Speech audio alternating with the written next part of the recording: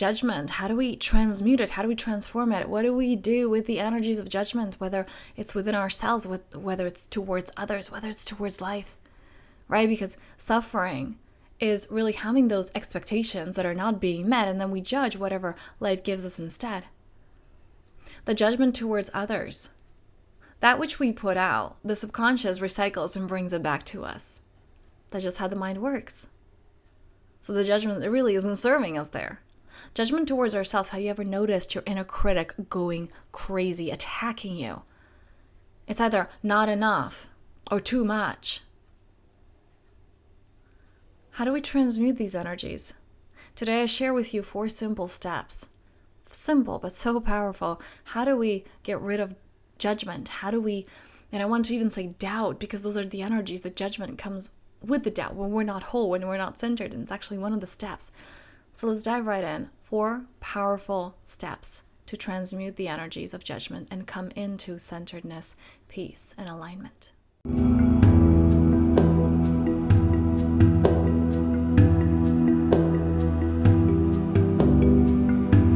It's such a powerful topic that we have today. Judgment, the energy of judgment. How do we work through it? Because, hey, guess what? It's not going anywhere.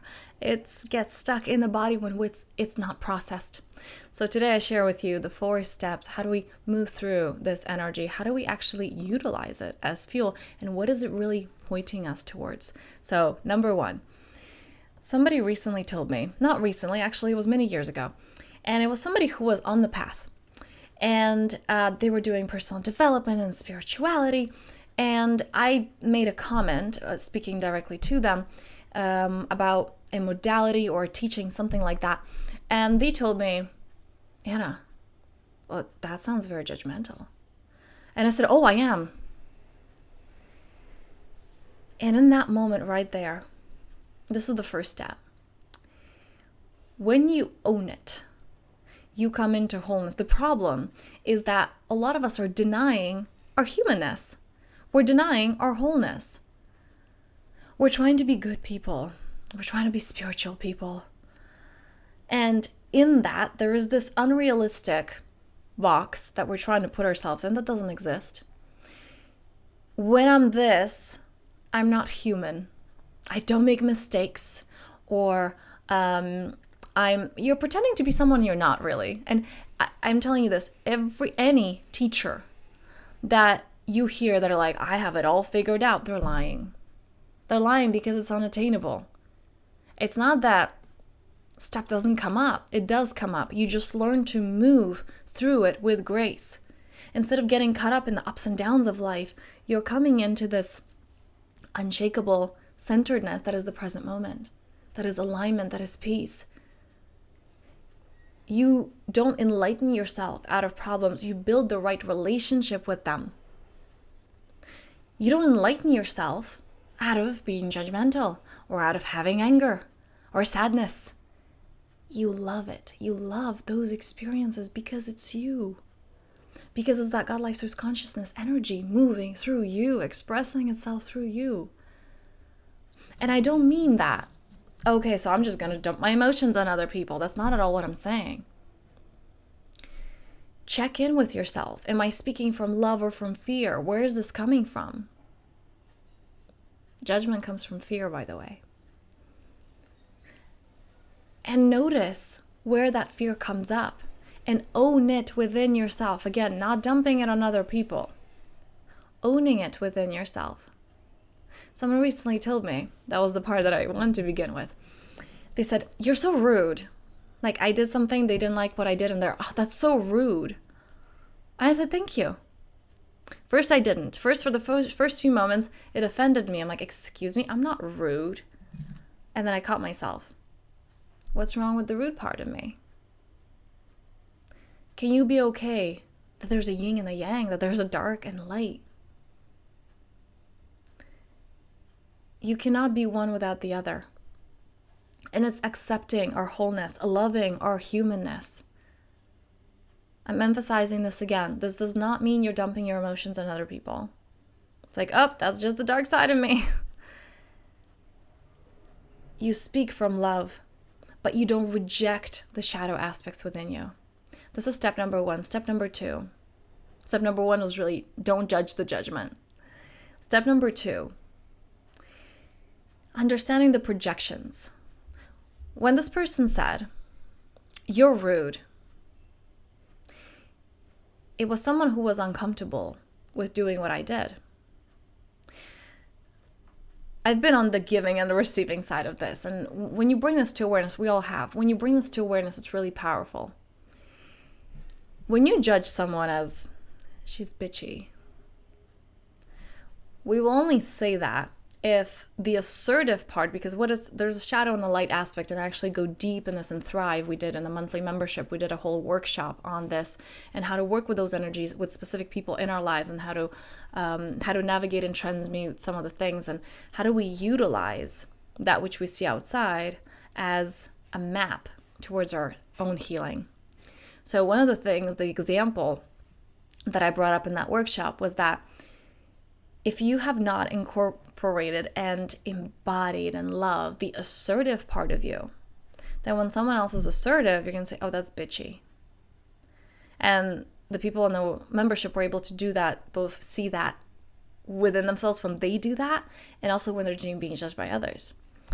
And that's the power when you own your ego, when you see how it functions. You're like, "Oh my God, that's how everybody thinks." Because the ego functions in the same way. It's like in cognitive behavioral therapy, there are 10 distortions. There are 10 distortions for everybody. This is just how your mind works. And when we bring these things to awareness, we have control. So we can say, "Well, she's bitchy." That will only come up if you are uncomfortable with your own assertiveness or whatever quality that person displayed. Because we're protecting ourselves. We judge to protect ourselves. What we judge about others is that which we feel self-conscious about.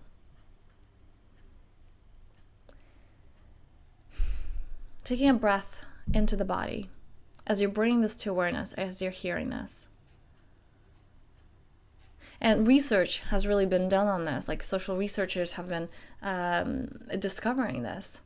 It's measurable.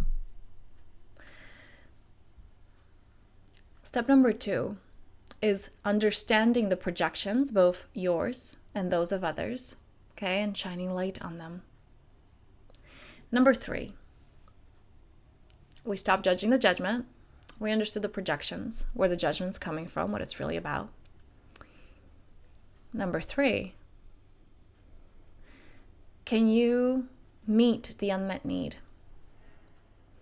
If you're judging someone as they're bitchy, they're too much, is because we're afraid of being that. We're afraid of being assertive. We're afraid of creating boundaries. A lot of times when people say, "Well, you're rude," or "You're mean," or "You're heartless," the odds are you may have set boundaries that they're not comfortable with. And they're not comfortable creating that in their lives. That's why it's triggering them so much.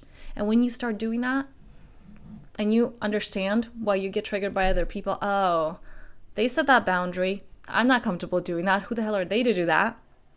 I'm upset with them for that. I judge them for that." Meeting the unmet need. This is where we get to come into wholeness when we cultivate those traits that we have rejected in others, that we have judged in others. And again, this is the deeper work, just that I can't possibly explain this in the video. So this is the work that I do with my one-on-one clients, where we learn how to integrate these things. This is also, some of the workshops we touch in Thrive, although it's not the same as the one-on-one work. There are links below, by the way, if you want to go deeper with this. And step number 4, this is what we do with every single client that I've ever worked with one-on-one. The judgment comes up only when we don't trust life.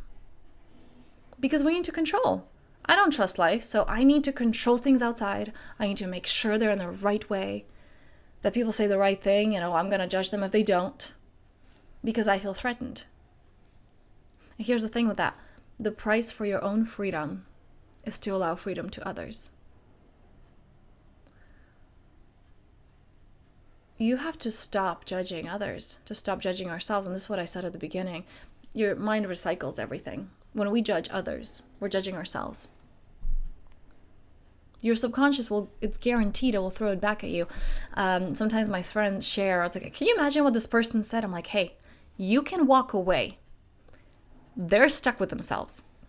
So that which they told you, they just said it like one time. In their head, they hear these voices over and over and over again, and they can't escape it. You can walk away. Because again, whatever we throw out there, the words we speak are the house we live in. This is a quote from Havitz.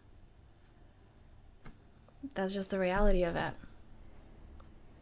And this is why so many personal development and personal growth books talk about the importance of gratitude, the importance of when you have conflict with someone, write out a list of the things you love about them. Consciously stop, interrupt that dialogue, that monologue rather, of your inner critic that just goes on and on. Interrupt it consciously, look for the good. Because what you put out is what your mind recycles. Your own mental health improves because of how you treat the people outside of you. Because it's how the mind treats you. And again, we do this because we don't trust life. Einstein had a powerful quote that I love to use. He said, the most important question you can ask yourself is whether you live in a friendly universe or a hostile one. And this really depends on the kind of universe you're creating. Because we live in our own mind. It's all about our perception. And our perception is created by our belief systems. We don't all live in the same world. I recently spoke to a friend and they started talking about how, and there's this, and they start talking about some conspiracies. And I'm like, I'm good. Just stop right now. I don't subscribe to this. I don't live in the world that you live in. We live in different worlds. This person lives in the world of threats and how I'm unsafe and how people are trying to control me. I don't live in that world. I live in the world where I'm the creator of my reality. I live in the world where I allow myself to feel good. I live in the world where I own my judgments and I love them because it's noticing this energy. There it's coming up. We're not doing what you want to do right now, but I acknowledge you and I love you. That's the world that I live in. So my question to you, letting me know below, what world do you live in? What kind of universe are you creating, a friendly or a hostile one? What are you putting out in the world? And again, to recap the 4 steps. And by the way, like I said, the last 2 is really deep work. And this is why, you may have noticed this in my videos. I'm blunt, I'm direct. This is why we get those results in one-on-one work within 3 or 6 months, depending how long the person wants to go on, but it's minimum 3. So if you want to dive deeper with this, the links are below. Let us summarize the 4 steps. The first one is stop judging the judgment, right? It's like you're part of the problem. You're going along with your mind's recreation of the problem. Number 2, bring to awareness the projections, both your own and those of others. Number 3, meeting the unmet need. And number 4, trusting life. So let me know below again what came up for you with this as I spoke, especially about the trusting life, and which of the 3 you find yourself stuck in. 4. Maybe it's all 4, and that's okay too. Bring that to awareness, loving that. And again, if you want to dive deeper and you want personal support with this, the link is below. I thank you for being here. Subscribe if you're new here. Give it a thumbs up if this resonated, and I'm wishing you a very powerful day.